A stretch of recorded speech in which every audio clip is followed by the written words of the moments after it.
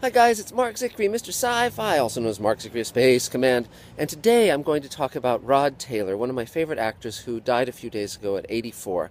Now, some of you will know who RodTaylor is, the lucky ones, and some won't. And if you don't know who RodTaylor is, hopefully this commentary and reminiscence will urge you to go and study his finest work, because he was one of a kind.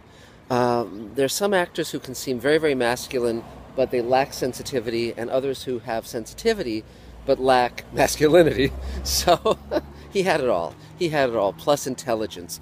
And the way I first became aware of him was in a movie called The Time Machine that was produced by George Pal, who also did Destination Moon, When Worlds Collide, Seven Faces of Dr. Lao.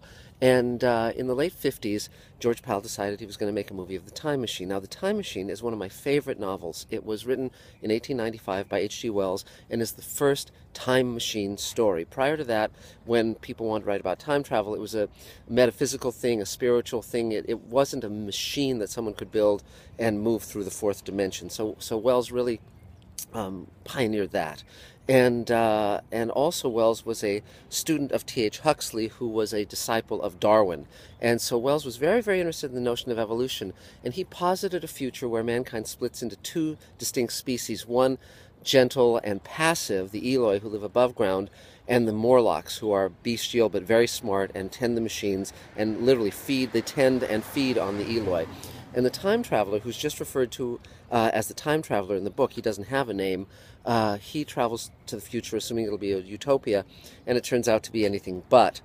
But the character is a great character because it's one of my favorite novels, and he's basically the time traveler is brave, physical. He gets into fights with the Morlocks. He's sensitive, intelligent. He falls in love with Weena, an Eloi girl whose life he saves and then tries to protect. And it was a challenge. So who would you cast to have all of that? And Pal wisely settled on RodTaylor. Taylor had been making a name for himself in the late 50s as an actor, and he was an Australian, but like Mel Gibson and Russell Crowe after him, he could convincingly portray Americans and Brits. And some actors who are Australian, like Sam Worthington, try to do Americans, but if you ever watch Avatar, generally in the dialogue he's getting the American accent right, but in the voiceover for some reason many times he sounds like an Aussie. So it's rather curious. But in the Time Machine, which was shot at MGM just before Twilight Zone started up, RodTaylor is just terrific. He's just wonderful, and I saw him as a kid and just was totally entranced by him as an actor. And around the same time, he did a Twilight Zone episode called "And When the Sky Was Opened" that was directed by my friend Doug Hayes.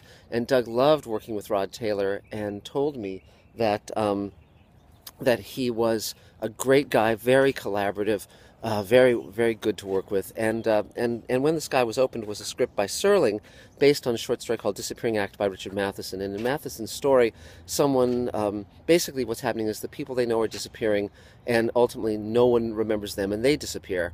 And Serling took that kernel of an idea and he changed it completely in detail, and he made it about the first 3 astronauts who go into space, and when they come back from space, they vanish one by one and no one remembers them. And RodTaylor's the captain of the mission. And there's a great scene where RodTaylor is talking about the feeling of being pulled somewhere else, that he doesn't belong back on Earth. And Serling had written it as a speech of fear and foreboding.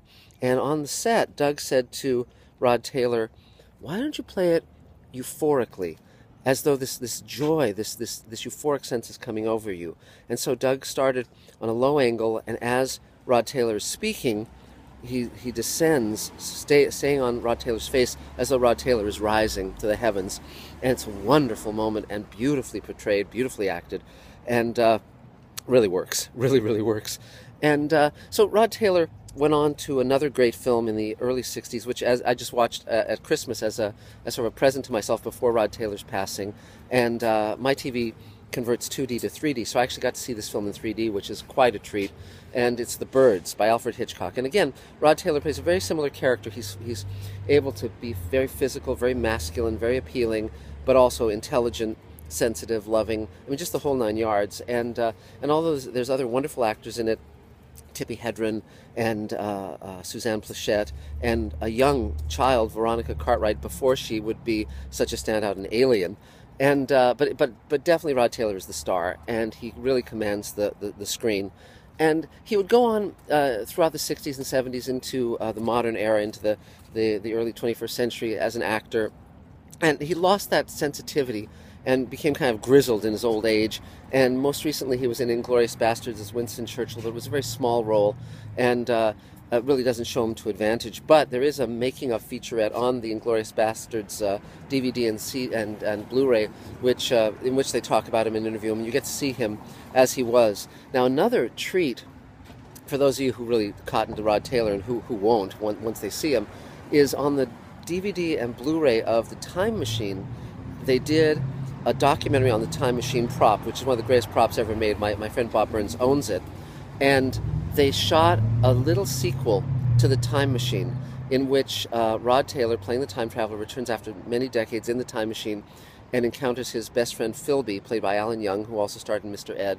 And they have a wonderful coda to the movie, and it's affectionate, and it's loving, and it's just not to be missed. It's really not to be missed. And they also got Whit Bissell, who starred in the original film as well, playing one of the time traveler's friends. He was later in the Time Tunnel TV show as a regular, and at the time that they shot the sequel, this little time machine sequel, he was actually in an old folks home and couldn't travel. So they went there and they put the camera on him and shot his part of that little sequel, and then built a set on a soundstage for the part of the sequel that has RodTaylor and Alan Young. So it's really a touching piece, and I really enjoyed seeing that. And they also did a little making of featurette on that, and you really sense the genuine affection between Alan Young and RodTaylor. So that's just it for now. It's a shame that we lose so many of these dear actors. Donna Douglas we lost a few weeks ago, but the great part about living in the current time,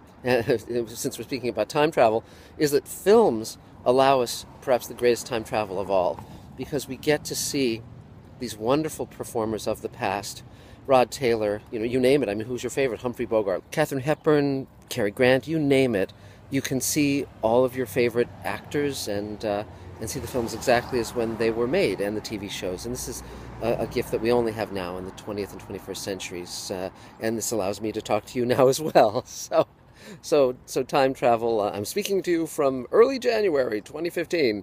It allows us this amazing gift of time travel via our modern technology. So that's it for now. I'll be doing a lot more commentaries to come on Mr. Sci-Fi, talking about Space Command, many other things that have been requested. And so like, comment, share, do all the things you do, subscribe.